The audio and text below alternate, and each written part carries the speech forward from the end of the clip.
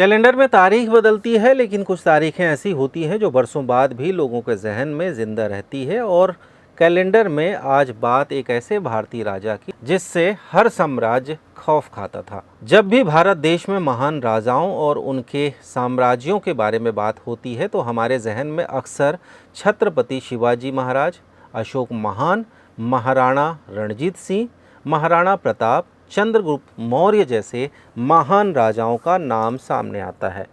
लेकिन क्या आप जानते हैं कि इस भारत देश में एक ऐसा भी वीर और पराक्रमी राजा था जिसके नाम से ही कई साम्राज्य थर-थर कांपने लगते थे।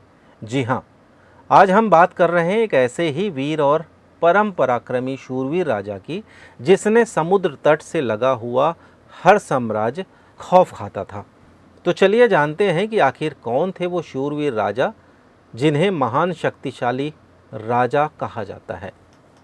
आप सभी को नमस्कार के साथ एक छोटी सी गुजारिश कि आप हमारे चैनल को सब्सक्राइब ज़रूर कर दें। इस गुजारिश की आस लिए मेरा नाम है ओम प्रकाश चंद्राकर और आप देख रहे हैं CGNN लाइव। तो चलिए वीडियो शुरू करते हैं। तमिलनाडु की धरती पर पैदा हुए एक शक्तिशाली राजा जिसका नाम राजेंद्र चोल प्रथम था। राजा राजेंद्र चोल का जन्म 971 ईस्वी के आसपास का माना जाता है। उनका पूरा नाम राजेंद्र चोल प्रथम था। वे राज राजा प्रथम के पुत्र थे और चोल राजवंश के महान शासकों में एक थे। राजेंद्र चोल प्रथम ने 1012 से 1044 ईस्वी तक शासन किया। वह एक महान विजेता थे और उन्होंने दक्षिण पूर्व एशिया और बंगाल में सैन्य अभियानों के माध्यम से चोल साम्राज्य का विस्तार किया। उन्होंने गंगईकोंडा चोलपुरम नाम की एक नई राजधानी स्थापित की और गंगईकोंडा चोलपुरम मंदिर का निर्माण भी उन्होंने ही करवाया था। उनकी महान उपलब्धियों के लिए उन्हें गंगईकोंडा चोल की उपाधि दी गई। राजेंद्र चोल ने चोल नौसैनिक शक्ति को भी मजबूत किया और दक्षिण पूर्व एशिया के कई द्वीपों पर अधिकार किया। उनके शासनकाल में चोल साम्राज्य की नौसैनिक सर्वोच्चता और क्षेत्रीय विस्तार जो थी वो चरम पर थी। चोल भारत का एकमात्र राजवंश है जिसने भारतीय उपमहाद्वीप के बाहर के क्षेत्रों पर कब्जा किया था। चोल साम्राज्य के विस्तार का एक प्रमुख कारण था कि उत्तर भारतीय शासक जो अक्सर विशाल क्षेत्रों पर नियंत्रण रखते थे, कभी भी दक्षिण भारत पर विजय प्राप्त नहीं कर सके। राजेंद्र चोल के पिता राजराजा चोल चोल वंश के लिए विदेशी राष्ट्रों पर विजय प्राप्त करने वाले पहले व्यक्ति थे जिन्होंने श्रीलंका और मालदीव पर आधिपत्य हासिल किया था। राजराजा चोल को चोल साम्राज्य का सबसे महान राजा माना जाता है जिन्होंने कलिंग पांड्यों को हराया और पूरे दक्षिण भारत को एकीकृत किया। लेकिन उनकी महानता की बराबरी उनके बेटे महान राजेंद्र चोल ने की जो 1014 ई में उनके उत्तराधिकारी बने थे। जैसा कि कहते हैं कि महानता योग्य लोगों की नसों में बहती है और राजेंद्र चोल योग्य से भी बढ़कर थे। उन्होंने चोल राजवंश को अरब सागर राज करने वाली सबसे बड़ी नौसेना में बदल दिया। 800 से ज़्यादा युद्धपोतों और 1 मिलियन से ज़्यादा नौसैनिकों के साथ उन्होंने उस समय दुनिया की सबसे बड़ी नौसेना की कमान संभाली। राजेंद्र चोल ने Sri Lanka, Maldives, Indonesia, Malaysia, Thailand और कई छोटे द्वीपों पर कब्जा कर लिया। वे न केवल बहादुर थे बल्कि बेहद बुद्धिमान भी थे। उन्होंने तब के दौर में तटों की सुरक्षा के लिए खुफिया विभाग और तटीय सुरक्षा की स्थापना भी की थी। उन्होंने गुप्त अभियानों के लिए विशेष नौसेना डिवीज़नों की प्रशिक्षित और संगठित भी किया। राजेंद्र चोल ने अभियानों और युद्धों के लिए नौसेना की रणनीतियों और युद्धपोत संरचनाओं को सावधानीपूर्वक चलाने की योजना बनाई जिससे चोल नौसेना का प्रभुत्व सुनिश्चित हो पाया। अपने शुरुआती वर्षों में राजेंद्र चोल सेना में शामिल थे जिसके साथ उन्होंने पश्चिमी चालुक्यों और अनुराधापुर के शासकों के खिलाफ कई अभियानों में लड़ाइयाँ लड़ी जिससे उन्हें अपनी पहली जीत मिली। उन्होंने चेरा और पांड्या जागीरदार राज्यों और श्रीलंका में विद्रोह का भी दमन कर दिया। साम्राज्य के रूप में राजेंद्र ने रुहुना की विजय पूरी की और श्रीलंका के एक पूरे हिस्से को शाही शासन के अधीन ले आया। राजेंद्र ने कलिंग और वेंगई के राज्यों को हराकर और लकाडिव्स के साथ साथ मालदीव के द्वीपों को भी अपने अधीन कर चोल शासन का विस्तार किया। बाद में इनका नाम बदलकर मुन्नीर पलेविंतु पल्लिरियाम रखा गया, जिसका अर्थ है 12,000 द्वीप और महासागर जहां 3 पानी मिलते हैं।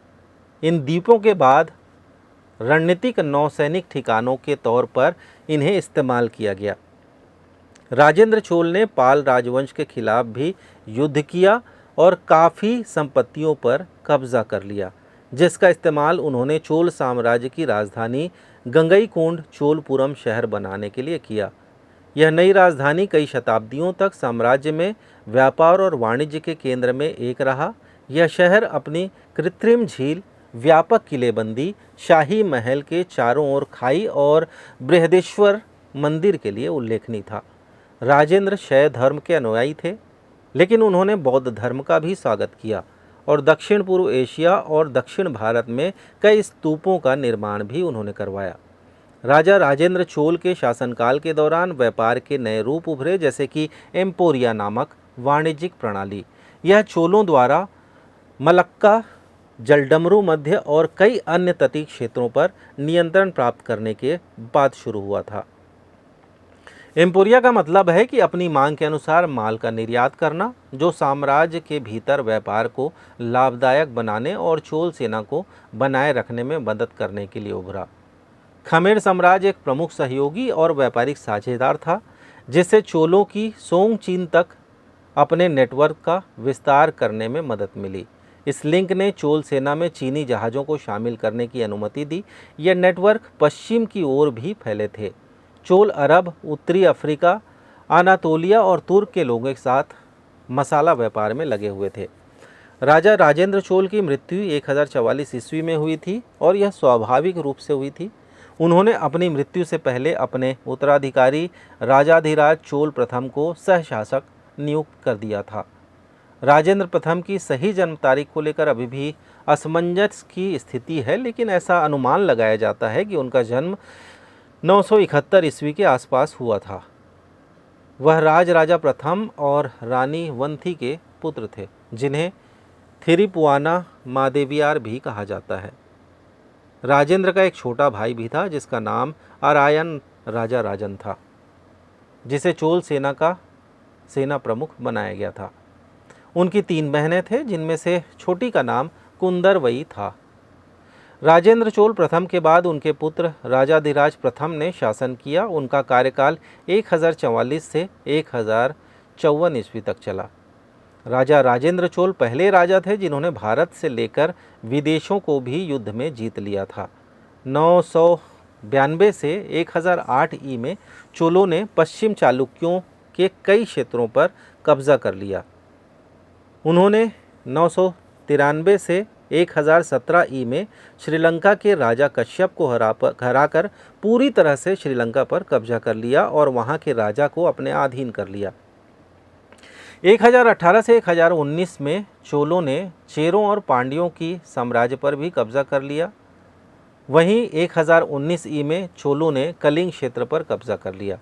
1020 ईस्वी में मास्की का युद्ध लड़ा गया और मालखेड़ा पर आक्रमण कर उसे ध्वस्त कर दिया, जिसके बाद पश्चिमी चालुक्य साम्राज्य ने रायचूर ज़िले को अपने अधीन कर लिया। साथ ही उन्होंने 1023 ई में बंगाल और ओडिशा पर भी कब्जा कर लिया, जिसे गंगा विजय के नाम से जाना जाता है। राजा राजेंद्र चोल प्रथम का सफ़र यहीं नहीं थमा।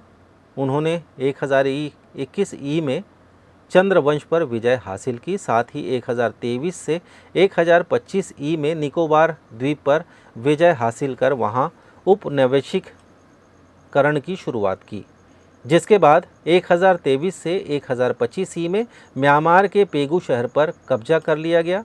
वहीं 1025 ई में चोलों ने इंडोनेशिया और सिंगापुर समेत आसपास के जनजातीय राज्यों पर भी कब्जा कर लिया। 1025 ई में उन्होंने लंकासुका साम्राज्य को भी अपने अधीन कर लिया। इसके अलावा राजा राजेंद्र चोल प्रथम ने 1028 ई में मलेशिया को भी जीत कर वहाँ कब्जा कर लिया।